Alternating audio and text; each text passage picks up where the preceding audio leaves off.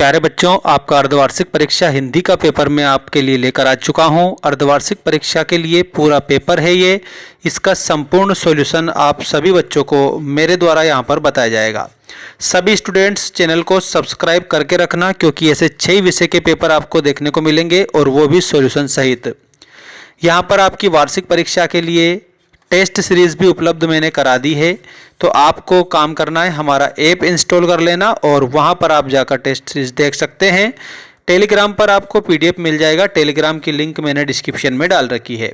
आज मैं आपको कक्षा 10वीं हिंदी सब्जेक्ट का अर्धवार्षिक परीक्षा पेपर बता रहा हूँ, जो कि आपके लिए बहुत ज़्यादा लाभदायक साबित होगा। आइए दोस्तों, स्टार्ट करते हैं इस पूरे पेपर का संपूर्ण सॉल्यूशन। देखिए प्यारे बच्चों, ये रहा आपका पहला क्वेश्चन। सही विकल्प चुनकर लिखिए में किसी कार्य को करने या होने का बोध कराने वाले शब्द क्या कहलाते हैं। तो दोस्तों, संज्ञा तो व्यक्ति वस्तु का नाम होता है, विशेषता बताने वाला विशेषण होता है, समय को सूचित करने वाला काल होता है, और कार्य का करने होना पाया जाता है वो है क्रिया। तो इसमें आपको आंसर में ऑप्शन नंबर डी वाला करना रहेगा। किसी भी कार्य का बोध कराने वाली क्रिया कहलाती है। अगला प्रश्न, गोपियों ने मधुकर संबोधन किसके लिए दिया है। यहाँ पर गोपियों को भगवान कृष्ण ने भेजा था, तो मधुकर जो संबोधन है वो उद्धव को दिया है। और मधुकर का मतलब क्या होता है तो आपको याद रखना है, और वो हो जाएगा भंवरा। ठीक है, इसको भ्रमर भी बोला जाता है, भंवरा को। अगला प्रश्न, निम्न में से क्या फसल को उपजाने के लिए आवश्यक कारक नहीं है। कौन सा कारक नहीं है, तो इसमें ओलावृष्टि ये कारक नहीं है। बाकी नदियों का पानी भी फसल उग जाता है, सूर्य का प्रकाश भी उग जाता है, और किसानों की मेहनत भी उग जाती है। ओलावृष्टि से फसल नष्ट हो जाती है, तो ये ऑप्शन आपका ए वाला होगा। अगला देखो, थके पथिक की पंथा में कौन सा अलंकार है। पथिक की पंथा, यहाँ पर आप सभी बच्चों को मैं बता देता हूँ। पथिक की पंथा में आपको अलंकार करना है, और बिल्कुल सही बात है। यहाँ पर जितने भी स्टूडेंट मेरे साथ में जुड़ते जा रहे हैं, सभी का बहुत बहुत मैं स्वागत करता हूँ। यहाँ पर आप सभी बच्चों का ऑप्शन नंबर बी करेक्ट उत्तर हो जाएगा, और वो है अनुप्रास अलंकार, क्योंकि यहाँ पर पा वर्ण की आवृत्ति हो रही है इस कारण से। नेक्स्ट प्रश्न है, उस्ताद बिस्मिल्लाह खां प्रसिद्ध थे, किसके लिए प्रसिद्ध थे। तो यहाँ पर वो शहनाई वादन के लिए प्रसिद्ध थे, बिस्मिल्लाह खान।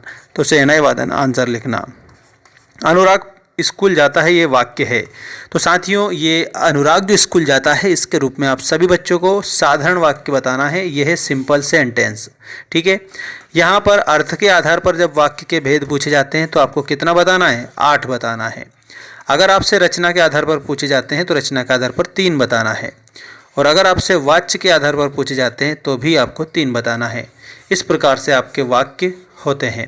अगर वाक्य के अंग आपसे पूछते हैं तो वाक्य के 2 अंग आपको बताना रहेगा। एक तो है आपका उद्देश्य और दूसरा है आपका विधेय। ठीक है, अगला क्वेश्चन देखिएगा, रिक्त स्थानों की पूर्ति कीजिए वाला। सभी बच्चे रोटेट कर लेना मोबाइल को, तो अच्छा व्यूइंग एक्सपीरियंस आपको देखने को मिलेगा। चैनल को सब्सक्राइब कर लेना। टॉप लेवल के क्वेश्चन मैं आपको बताऊंगा यहाँ पर। ठीक है, देखिएगा, दोहा एक छंद है। दोहा कैसा छंद है, सममात्रिक है या अर्ध सममात्रिक है।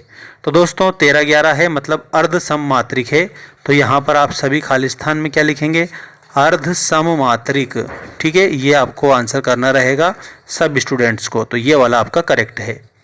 नेक्स्ट क्वेश्चन देखिएगा, उड़ती चिड़िया पहचानना, इसका मतलब ये क्या है।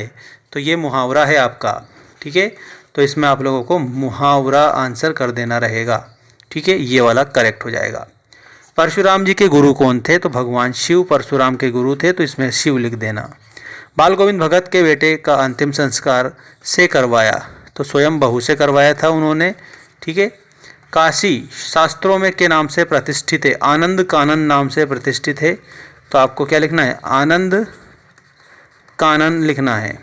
नागार्जुन ने धर्म स्वीकार किया था, तो बौद्ध धर्म इन्होंने स्वीकार किया था, इसमें आपको बौद्ध लिखना रहेगा। ठीक है, ये वाला आपका करेक्ट आंसर हो जाएगा। सभी बच्चे ऐप को डाउनलोड कर लेना। ऐप की लिंक डिस्क्रिप्शन में डाल रखी है। चैनल के अबाउट सेक्शन में ऊपर ही ऊपर ऐप की लिंक दे रखी है, जहां पर आपको 499 में 6 सब्जेक्ट के notes plus video plus test series मिल जाएगी। और ये मेंबरशिप जब परचेस करोगे ना तब मिलेगी, मेंबरशिप में मिलेगी। और वैसे अगर आपको एक सब्जेक्ट चाहिए तो एक सब्जेक्ट 199 रुपये का आपका होने वाला है। ठीक है, और यहाँ पर इस प्रकार से 6 सब्जेक्ट दिए हैं। तो मेंबरशिप में ज़्यादा फ़ायदा है, आपको ध्यान रख लेना। सभी ऐप को ज़रूर इंस्टॉल करना, ऐप पर मेंबरशिप दे रखी है मैंने। क्वेश्चन नंबर 3 है, निम्नलिखित वाक्यों में सत्य असत्य चुनकर लिखिएगा। अमीरुद्दीन और बिस्मिल्लाह खां एक ही व्यक्ति के नाम हैं। तो साथियों, इसमें आप सभी बच्चों को ये बताना है सत्य के रूप में। पूर्व की ओर बहने वाली हवा को पूर्वाई कहते हैं। तो क्या ये बात सही है? बिल्कुल ये बात सत्य है। इसमें आपको सत्य बताना है। ढांढस बंधाना का शाब्दिक अर्थ तसल्ली देना है। ये बात भी बिल्कुल सही है। इसमें भी आपको सत्य लिखना है। शिव धनुष लक्ष्मण ने तोड़ा था। लक्ष्मण जी ने नहीं तोड़ा था, भगवान राम ने तोड़ा था। तो इसमें आपको असत्य के रूप में आंसर करना रहेगा ये। अगला देखिएगा, आत्मकथा में लेखक दूसरे की कहानी लिखता है। आत्म मतलब स्वयं की आत्मा, इसका मतलब स्वयं की कहानी लिखेगा, दूसरे की थोड़ी नहीं लिखेगा। असत्य है। ठीक है। रामचरितमानस ब्रज भाषा में लिखी गई है। ये बात भी असत्य है, क्योंकि रामचरितमानस अवधी भाषा का महाकाव्य है। अवधी भाषा में लिखा है। ये अवधी याद रखना सभी बच्चे। और किसने लिखा है? तो वो लिखा है तुलसीदास जी ने। ठीक है। अब मैं बता रहा हूँ आपको सही जोड़ी बनाइए वाला क्वेश्चन। तब तक आप चैनल को सब्सक्राइब करके घंटी की बटन को बजा के छोड़ दो। ठीक है। चलिए, नौबत खाने में इबादत। नौबत खाने में इबादत के आगे आपको यतीन्द्र मिश्र बताना है। अमोले, तो यहाँ पर आम का उगता हुआ जो पौधा होता है उसको अमोले बोला जाता है। इसके बाद में आता है कामायनी। कामायनी जयशंकर प्रसाद है। तो इसमें आपको क्या लिखना है?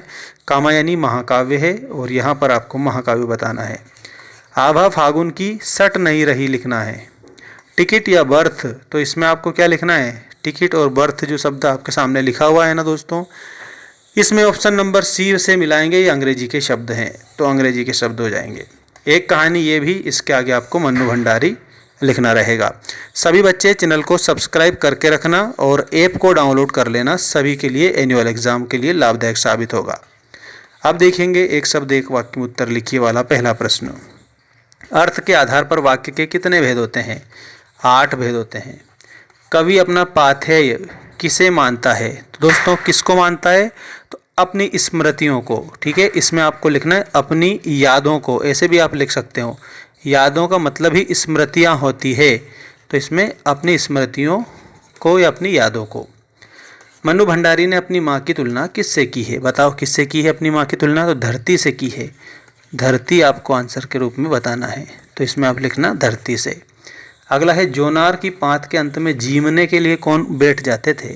तो वहाँ पर बाबूजी बैठ जाते थे। भोलानाथ वाले पाठ से लिया गया है ये। अगला देखिएगा, हिमालय की तीसरी सबसे बड़ी चोटी कौन सी है? तो वो है कंचनजंगा। ठीक है ना।